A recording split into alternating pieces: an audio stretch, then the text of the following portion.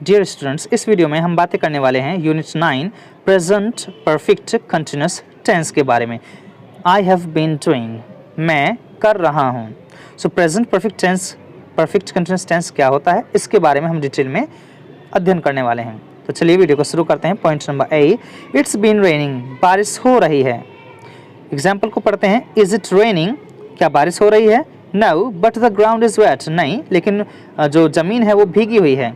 It's been raining, बारिश हो रही है, means it has been raining. Have, has been plus ING. जब हम हैज़ और हैव के साथ में बीन का प्रयोग करते हैं और बीन के साथ में वर्ब में आईएनजी का प्रयोग करते हैं तो वो प्रेजेंट परफेक्ट कंटिन्यूअस टेंस कहलाता है।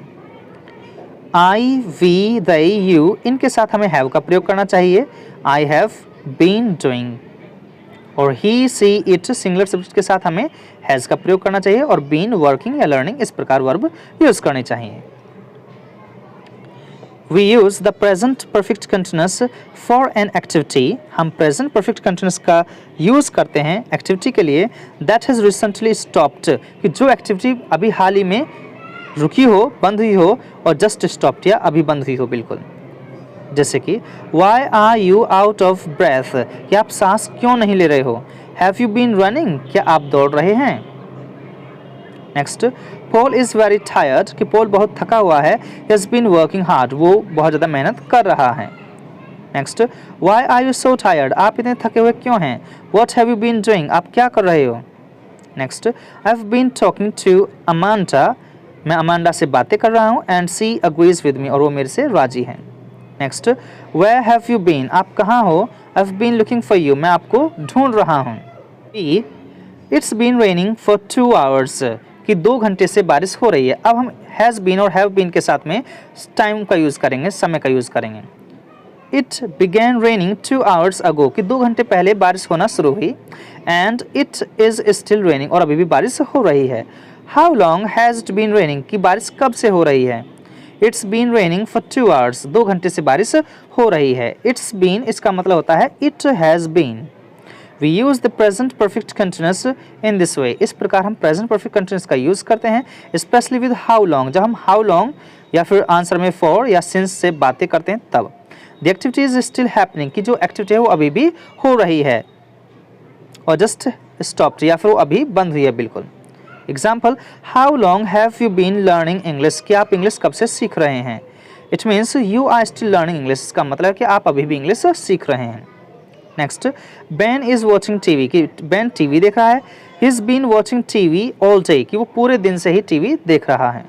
Next, where have you been, आप कहाँ हो? I have been looking for you for the last half hour, कि मैं आपको पिछले आधे घंटे से खोज रहा हूँ।